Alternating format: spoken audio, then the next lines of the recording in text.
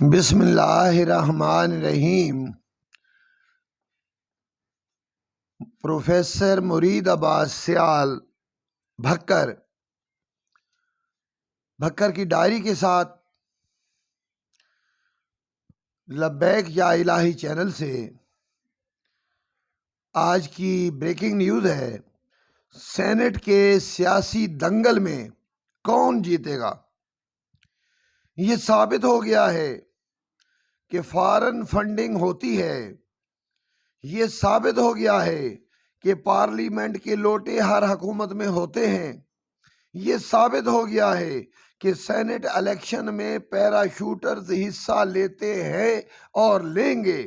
یہ ثابت ہو گیا ہے کہ سیاسی سٹہ باز بولیاں لگاتے ہیں اور رقم دے کر ووٹ لینے کا فن بھی جانتے ہیں۔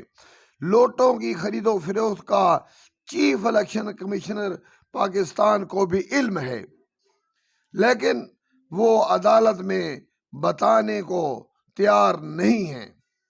عدالت چیف الیکشن کمشنر سے راز اگلوانے میں ناکام ہو چکی ہے، کیونکہ سپریم کورٹ کے چیف جسٹس نے فرمایا ہے کہ چیف الیکشن کمشنر ہمیں حقائق سے آگاہ نہیں کر رہے ہیں اور یہ نہیں بتا رہے ہیں کہ ووٹ کس طرح چوری ہوتا ہے اور کس طرح وہ کاسٹ ہوتا ہے۔ چیف الیکشن کمشنر نے فرمایا کہ ہم ووٹ چوری ہونے کے بعد قوم کو آگاہ کریں گے، کیونکہ پولیس بھی اس وقت تک کارروائی نہیں کرتی جب واردات ہو رہی ہو یا فائرنگ ہو رہی ہو، بلکہ واقعہ رونما ہونے کے بعد، جتنے نقصانات ہوتے ہیں وہ ہو جانے کے بعد، جب مسئلہ ٹھنڈا ہو جاتا ہے تو پھر کارروائی کا آغاز کیا جاتا ہے۔ کب تک یہ دھاندلیاں ہوتی رہیں گی؟ 2023 کے الیکشن میں دھاندلی اور الیکشن کو اولمپکس گیمز میں شامل کر لیا جائے گا اور اسے قومی کھیل کے طور پہ کھیلا جائے گا۔ عوام صرف تماشائی ہوتے ہیں، ان کا سیاست یا کھیل میں دخل اندازی کرنا جائز نہیں ہے۔ عوام عمران کی حکومت اس لیے کامیاب ہے کہ اس نے ان تمام سیاسی مفادات، سیاسی فراڈیوں، ان کی حکمت عملی اور ان کی شعبدہ بازی سے سب کو آگاہ کر دیا ہے۔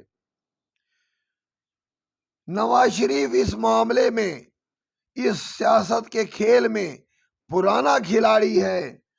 اس نے NRO لے لیا ہے اور وہ انگلینڈ فرار ہو چکا ہے۔ تو ملک سے باہر فرار ہونے میں اور ان رازوں سے آگاہ ہو گئے ہیں عوام جن سے وہ لا علم تھے۔ اب عمران خان نے عوام کو سیاسی طور پر بالغ کر دیا ہے۔ عمران کی اس تبدیلی کو دیکھتے ہوئے عوام نے تحریک لبیک یا الہی پاکستان کو میدان میں لانے کا فیصلہ کیا ہے۔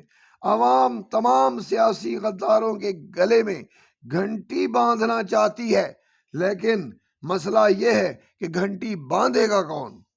اگر عوام نے گھنٹی باندھ لی تو تبدیلی آ جائے گی، وگرنہ کوئی حلوے کا شکاری ہے، کوئی جلوے کا شکاری ہے، کوئی دولت کا پجاری ہے، کوئی منی لانڈرنگ کو قومی کھیل کا درجہ دینا چاہتا ہے۔ جب پروفیسر مرید عباس سیال بھکر سے پوچھا گیا تو انہوں نے اپنے خیالات کا اظہار کرتے ہوئے فرمایا کہ گھنٹی باندھنے کی ضرورت نہیں ہے۔ سیاسی بلا اور سیاسی بلیاں، انہوں نے عوام کو سیاسی چوہا سمجھ کر کھانے کا پروگرام بنایا تھا، مگر اب عوام پورے پاکستان میں ان سے ہوشیار ہو چکے ہیں، ان کا رنگ بھی پہچان چکے ہیں، ان کا ڈھنگ بھی پہچان چکے ہیں، ان کا حلیہ بھی پہچان چکے ہیں، ان کے عزائم بھی پہچان چکے ہیں، ان کے منصوبے بھی پہچان چکے ہیں۔ اور اب عوام پارٹی الیکشن کے ذریعے پورے پاکستان سے تحریک لبیک یا الہی پاکستان کے عہدے داروں کا چناؤ کریں گے۔ جب عہدے داروں کی چنائی مکمل ہو جائے گی، ان کا الیکشن ہو جائے گا، تو پارٹی الیکشن کے بعد وہ پھر سیاست میں بھی حصہ لیں گے اور اس کے لیے اپنے آپ کو رجسٹر کروائیں گے پہلے۔ مگر مولانا طاہر القادری نے نظام بدلنے کا دعویٰ تو کیا تھا، لیکن وہ الیکشن میں حصہ لینے سے گریزاں ہیں۔ جب تک وہ پارلیمنٹ اور سینٹ میں اپنی جماعت کو نہیں لائیں گے تو کس طرح نظام بدلیں گے؟ کیونکہ پارلیمنٹ اور سینٹ ہی تو نظام بدلنے کا جمہوری طریقہ ہے۔ مگر پی ٹی آئی کی حمایت کے لیے، نظام بدلنے کے لیے پی ٹی آئی میدان میں آ چکی ہے، مگر اب عوام کو چاہیے کہ وہ پی ٹی آئی کا شکر ادا کرے کہ اس نے ان کو سیاسی طور پر بالغ کیا ہے۔ یہ مسائل جو کبھی سیاسی بلیوں میں اور سیاسی بلوں میں راز تھے، وہ اب راز نہیں رہے ہیں۔ یہ بہت بڑا کارنامہ ہے اور پی ٹی آئی اس سے خراج تحسین کی مستحق ہے۔ مگر اتنے بڑے سیاسی بلے، اتنے زیادہ سیاسی بلیاں، یہ ایسی بلیاں ہیں جو خونخوار ہیں، جو جنگل کی بڑی بڑی لومڑیوں سے بھی بڑی ہیں۔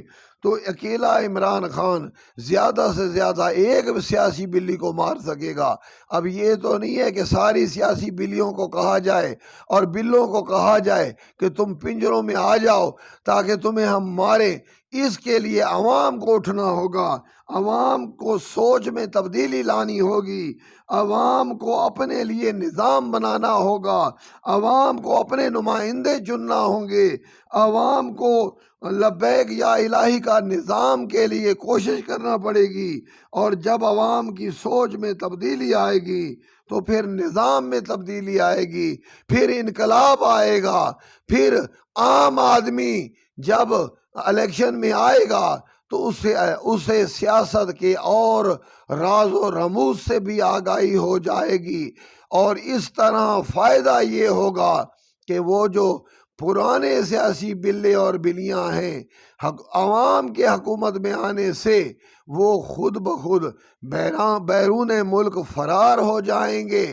لیکن یہ ہے کہ عوام نے اگر ڈٹ کر مقابلہ کیا تو اگر وہ سیاسی بلے اور سیاسی بلیاں چاہے کسی بیرون ملک میں فرار ہو جائیں، لیکن ان کو واپس پکڑ کے لانا ہوگا، واپس اپنے پنجروں میں ڈالنا ہوگا، اور تب تک ان کو اپنے پنجروں میں رکھنا ہوگا جب تک پاکستان میں رشوت ختم نہیں ہو جاتی، بدعنوانی ختم نہیں ہو جاتی، سیاسی کھیل جو قومی دشمنی پالیسی پہ مبنی ہے وہ ختم نہیں ہو جاتا، جب تک داخلہ اور خارجہ پالیسی ملکی مفادات کے تابع نہیں ہو جاتی، جب تک اسلام نافذ نہیں ہو جاتا، جب تک ریاست مدینہ قائم نہیں ہو جاتی، جب تک ان سیاسیوں سے لوٹی ہوئی دولت واپس نہیں لے لی جاتی، تب تک تو دن مشکل ہیں۔ لیکن یہ ہے کہ ایک وقت ضرور آئے گا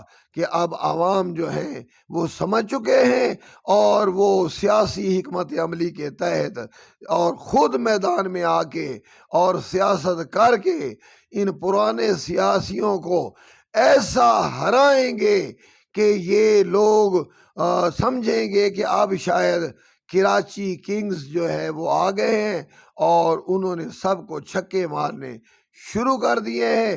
اور وہ وقت قریب ہے کہ جب جو ہے یہ عوام جو ہے یہ سیاسی کرکٹ کا مقابلہ جیت لیں گے، ساری وکٹیں گر جائیں گی اور چیمپئن جو ہے صرف عوام ہوگی، بس عوام ہوگی اور عوام ہوگی، ساری عوام ہوگی، پاکستانی عوام ہوگی، اور وہ وفادار پاکستان ہوں گے۔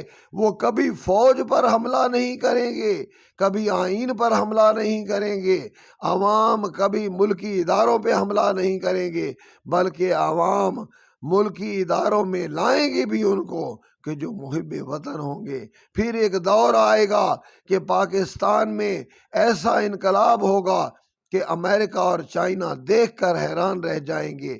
وہ کہیں گے کہ پاکستان معاشی انقلاب میں کامیاب، سیاسی انقلاب میں کامیاب، داخلہ اور خارجہ پالیسی کے انقلاب میں کامیاب۔